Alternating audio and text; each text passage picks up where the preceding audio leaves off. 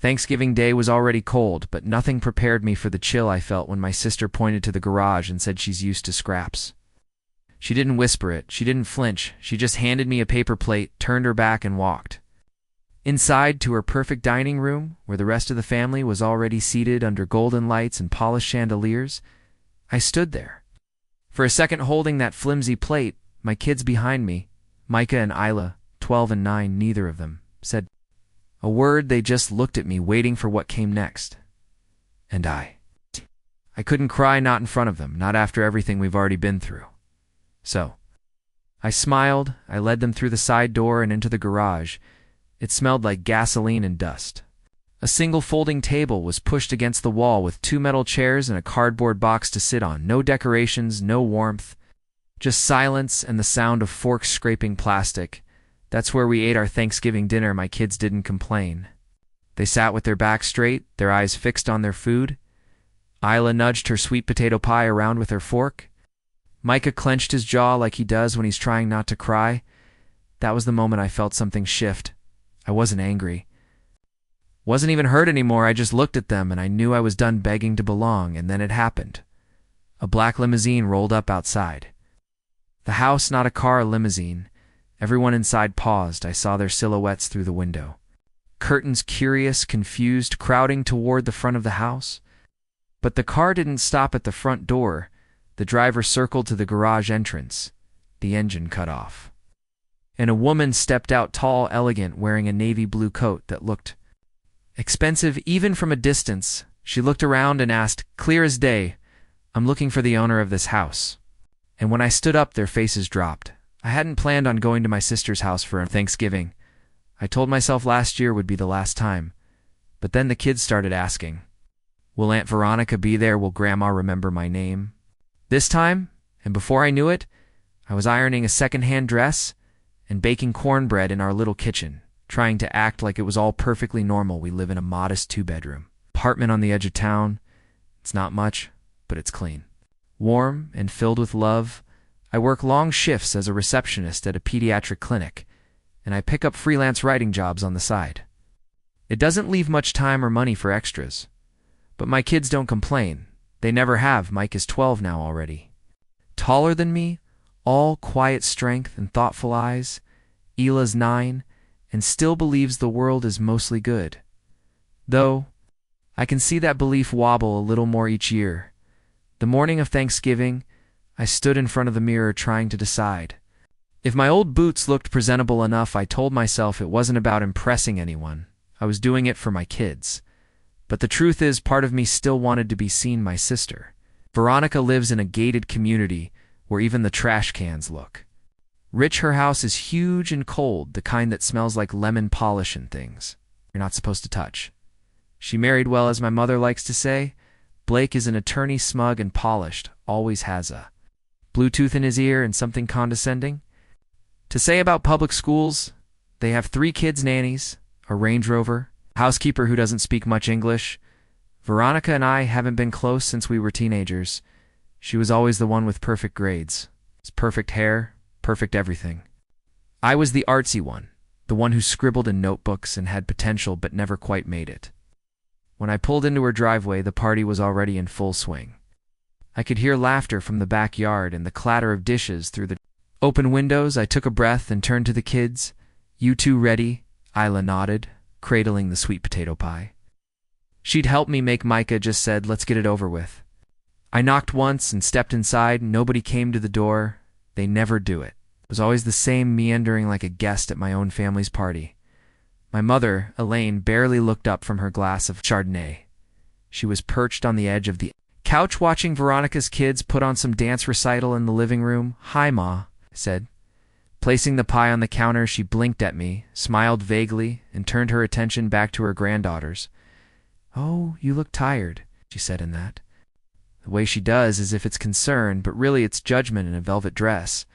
Veronica appeared from the kitchen in heels.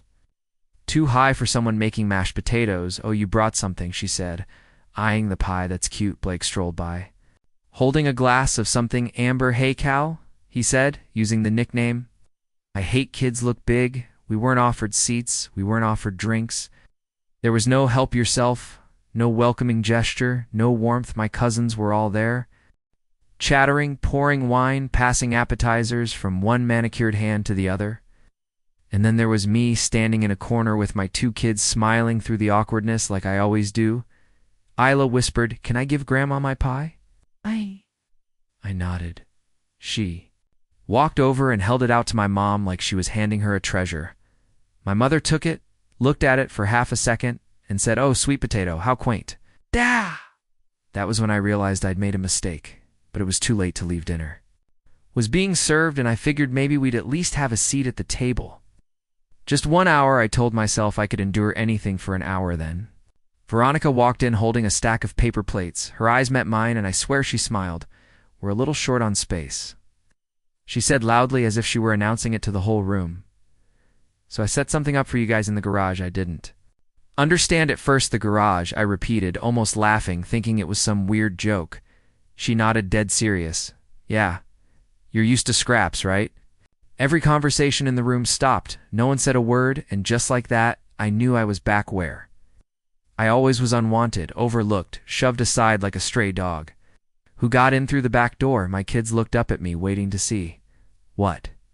I'd do so. I smiled. I took the paper plates from her hands, and I walked them to the garage. The garage was cold, not just physically. Cold though it was, that too, with a thin draft slipping through the side door and the concrete floor leaching the warmth from our shoes, but emotionally cold, a place that wasn't meant to hold people, let alone family. It smelled like oil, cardboard, and neglect. There was a folding table set up against the far wall, 2 chairs and a crate. No centerpiece, no tablecloth, just a roll of paper towels and a few flimsy utensils. One of Veronica's kids' old booster seats sat dusty in the corner like a silent insult. Micah sat down slowly. Isla looked around, then reached up and touched my hand. "Is this where we're eating?" she asked quietly. I nodded. She didn't say anything else, just climbed onto the crate and rested her elbows on the table. Her little dress bunched awkwardly under her, and I saw her trying to smooth it out like it mattered, like someone would notice. I laid out the food we'd been given: turkey slices, barely warm, some mashed potatoes with no gravy, and green beans that looked like they'd been microwaved in a plastic bag. No cranberry sauce, no bread, no second helpings. No one came to check on us. Micah held his fork for a long time before finally stabbing at a piece of turkey. "Why'd they put us out here?" he asked, not looking at me. I didn't have an answer. Isla's eyes were shiny, but she blinked fast, trying to be brave. "Did we do something bad?" I swallowed hard. "No, baby. You didn't do anything wrong." "But they're all inside," she said, "and we're out here. It doesn't feel like family." I could barely breathe. My chest was tight with the kind of ache that's more exhaustion than pain. When you've spent years trying to prove yourself to people who've already decided you don't count, I wanted to storm back in there, flip the table, scream. I wanted to throw their fake kindness in their faces and tell them exactly what I thought. But instead, I looked at my children and felt something even stronger. I felt shame, not because I had done anything wrong, but because I had let it get this far, because I had dragged them into it, because I'd convinced myself year after year that maybe this time would be different. Maybe I could show up and be welcomed, respected, seen. I'd built my entire life trying not to be a burden. Never asking for help, never taking up too much space, always saying thank you, even when the kindness was hollow. I thought if I played by the rules, if I smiled enough, worked hard enough, kept my mouth shut, I'd eventually be let in. But I was still in the garage, and it wasn't just about a table. It was about being told you're not part of the real family, that you're an inconvenience, that you don't measure up, and watching your children feel that too for the first time.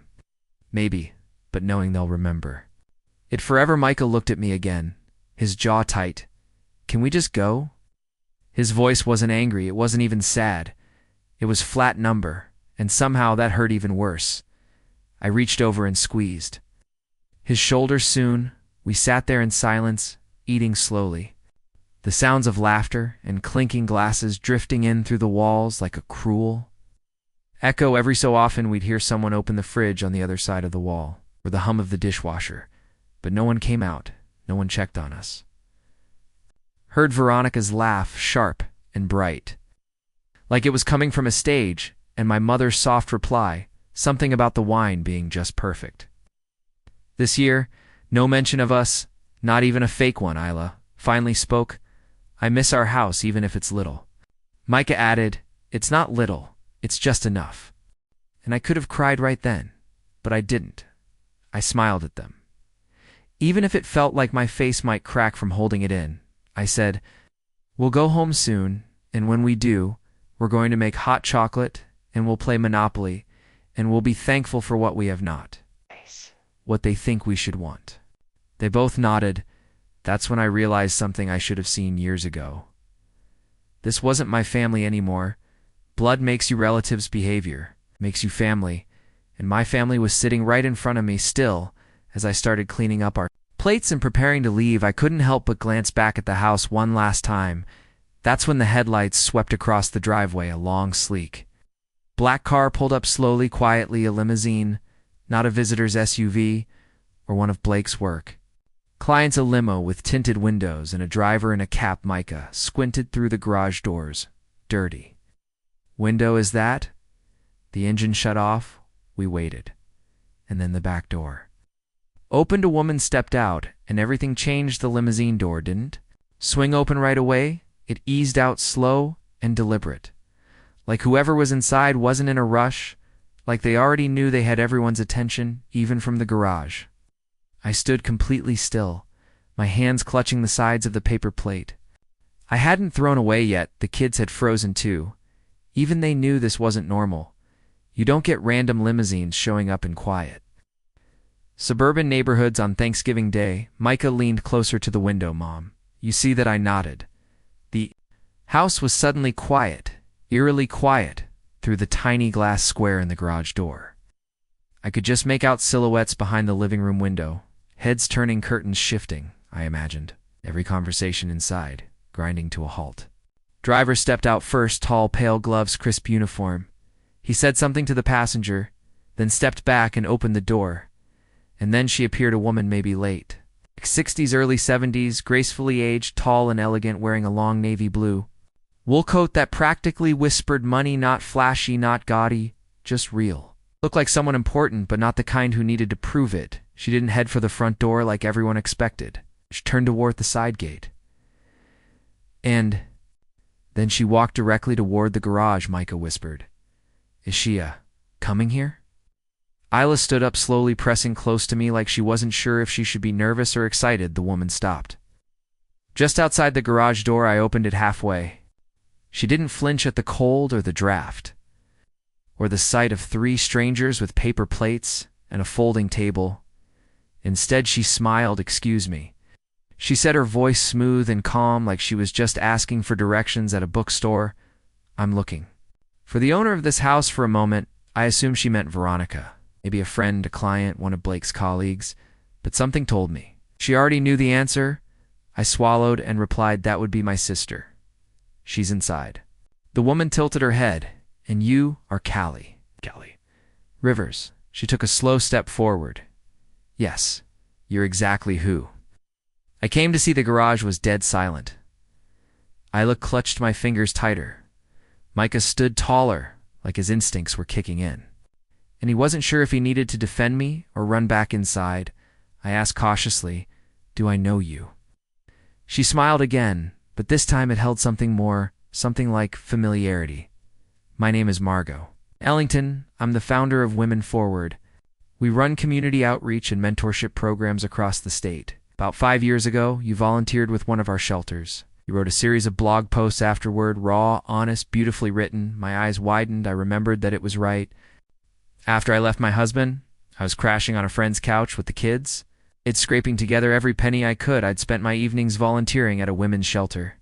Just to feel useful again, I'd written about the experience, not to be noticed, but to process. I posted it on a personal blog with maybe 20 readers. I've been following your writing ever since. She continued, you have a way of making people feel seen. We need that now more than ever. I couldn't think. I just stared. She went on, we're putting together a speaker series for our national summit next spring. I'd like you to be our opening keynote.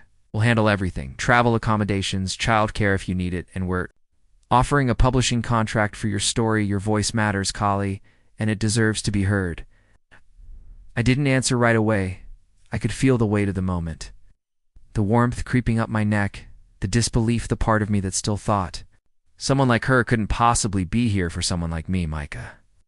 Finally broke the silence. Wait, she wants you to speak. Isla turned to me, eyes wide. Hopeful because of your writing, Margot looked at them both and said, because your mom is extraordinary. And for the first time in a long time, I believed it. I glanced back toward the house. I couldn't see their faces, but I knew they were watching. I could feel it. The confusion, the tension, the disbelief rippling from the living room, all the way to the garage. They had shoved me out here to keep me small, but now a limousine had pulled into their driveway, and a woman in a navy coat was asking for me. I turned back to Margot. I nodded yes, I'd be honored, and just like that, everything began to shift. Margot reached out her hand, not in some dramatic, over-the-top way, but with the quiet confidence of someone who wasn't just offering an opportunity, she was offering respect, real earned, long overdue. Respect. I stepped forward, my fingers wrapped around hers, and in that moment, something in me stood taller, not out of pride, but out of recognition, the kind that only comes when someone finally sees you for who you really are. I'll grab my coat, I said, almost breathless. You won't need it. She smiled. We'll take good care of you, Micah. Grabbed our leftovers and held them like precious cargo. Isla slipped her hand into mine again, her eyes glowing like she was watching a movie, and realizing her mom was the main character, we followed Margot out to the limo, the cold November air brushing across our faces like a new beginning as we stepped into the car. I glanced back toward the house. That's when I saw them. The curtains in the dining room were still parted just enough to reveal the entire scene. Veronica stood with a wine glass frozen in her hand, mouth slightly open like she couldn't quite process what she was seeing. Blake hovered behind her, his arm limp at his side. My mother sat at the end of the table, eyes narrowed, trying to make sense of it all. They looked confused, not angry, not embarrassed, just stunned, as if the universe had flipped the script and handed the spotlight to the person they'd pushed into the shadows. The car door closed with a quiet thud, sealing us into a world that for once felt like mine. The seats were soft, warm. The lights inside were dim and calming. Margot spoke to the driver through a small window and turned her attention back to me. We have dinner reservations downtown, I thought. We discussed the summit, the contract, and what kind of support you'll need for the next few months. I nodded, still slightly in disbelief. Wow, yes, that sounds perfect, Isla whispered. Is this what it's like to be famous? I laughed, not out of arrogance, but with joy that spilled out before I could stop it. No, baby, said, this is what it's like to be respected. Micah sat across from us, watching everything. He didn't say much, but he didn't have to. The way his shoulders relaxed, the way he finally looked proud instead of protective. That was enough as the limo pulled out of the driveway. I caught one final glance in the side mirror. The house looked smaller now, not physically, but symbolically. It didn't feel like something I needed anymore. I wasn't hoping for a seat at that table. I wasn't fighting to be part of that world. I was building my own table.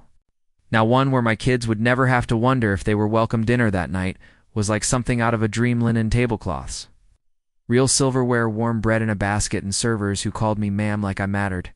But the real magic wasn't in the food or the service. It was in the conversation. Margot wanted to know my story, all of it. She listened, not to respond, not to correct, but to understand. She took notes. When I mentioned the challenges of being a single mom, the way people make you feel like a failure just for surviving, she nodded. When I talked about staying up until 2 o'clock a.m. writing blog posts after putting the kids to bed, she smiled. When I described how Isla helped me color code job applications and how Micah once Googled how to pay rent with no money because he heard me crying in the kitchen, we need your voice. She said again, people think inspiration has to come from big, glamorous lives, but it's the quiet fighters who show the most courage, the ones who keep showing up even when no one's watching. When the check came, she waved it away. You've already paid enough. Let us take it from here. The ride home was quiet, not because we had nothing to say, but because peace doesn't make a lot of noise. I tucked I lay into bed that night, and before I turned off her light, she said, "I'm glad they put us in the garage." I blinked. "You are?" She nodded. "Yeah. Because if they didn't, the limo wouldn't have known where to find us." That stopped me. She was right. Sometimes you're pushed to the margins so you can find the path you were meant to walk, or so it can find you. I kissed her forehead. "You're smart. I get it from my mom." And just like that, I finally understood they didn't break me that day. They revealed me. It's been almost a year since that Thanksgiving, and in a way I'm still trying to catch up to the woman I became in that garage. Some things changed fast, like the emails and phone calls that started coming in after Margot's team announced me as the opening speaker for their summit, like the publishing deal that landed in my inbox with the subject line, "Your voice matters." Like the way people suddenly started remembering my name, not as Veronica's sister or Elaine's daughter, but just Callie. But other changes were quieter, the kind that happen in the space between heartbeats. When you stop apologizing for who you are, when you stop shrinking to make others comfortable, when you finally believe that your story doesn't need permission to be told. The keynote speech was terrifying and beautiful all at once. I stood on a stage in front of hundreds of women, CEOs, teachers, single moms, students, and I told the truth about the garage, about my kids, about the years I spent trying to be small enough to fit into a family that was never going to open its arms. I watched strangers cry. I watched them nod. I watched women line up afterward just to say thank you. That was me. And in that moment, I felt more at home than I ever had around my own family. The book came a few months later. We titled it More Than Scraps. I cried when I saw the cover, my name in bold, not buried in fine print or hidden behind someone else's. My name, my words, my worth. The money wasn't life-changing, but the validation was. Micah started writing, too. He keeps a journal now, and last week he read me a poem he wrote called "Chairs Don't Make the Table." He doesn't say much about that Thanksgiving anymore, but I know it left a mark, and I think he's learning to turn it into something good. Illa still. Isla, curious and kind, always watching, she asked if we could host Thanksgiving this year, just us and a few friends. No folding chairs, she said. Only couches and pillows and warm food. So we did the living room. It was too small for everyone to sit at once, but no one cared. People ate on laps and floors, laughing and sharing seconds. There were candles, music, and love. Real love wrapped around everything like a soft blanket. No one asked why we weren't at Veronica's, and I didn't offer. My mom sent a short message that morning, just to Line's hope. "You're well, miss you sometimes." I stared at it for a while before replying, "We're doing fine. Hope you are too." No anger, no bitterness, just peace. Because here's what I've learned since that day in the garage. You can waste years trying to earn the love of people who have no idea how to give it. Or you can give that love to yourself and watch how it changes. Everything. There's power in walking away. There's power in building your own table. And sometimes, when you least expect it, the world shows up with a limousine and reminds you just because they didn't see your worth doesn't mean it wasn't there. It always was. And maybe, just maybe, being sent to the garage wasn't the insult I thought it was. Maybe it was the spotlight. I didn't know. I needed. If this story meant something to you, if you've ever been made to feel small, invisible, or not good enough, I want you to know you're not alone, and you never were. We all deserve a seat at the table. But if they won't make space for you, build your own, and trust me. The right people will show up. If this video resonated with you, please give it a like. It helps more than you know. Share it with someone who needs to hear it today. And if you're new here, or if you felt something real in this story, subscribe to the channel. We tell stories that matter, and yours might be next. Drop a comment below. Have you ever had a garage moment, or a time when everything changed unexpectedly? I read everyone, and I'd love to hear from you. Thanks for watching, and for being part of something bigger. I didn't argue. I didn't beg for a seat. I just waited. And when that door opened, and the woman from the limo hugged me like family, everything changed. The room that once looked down on me was now speechless. Because true worth doesn't need to prove itself. It gets recognized by the right people at the right moment. And that day, I didn't walk out of the garage. I rose out of it with dignity they could never touch.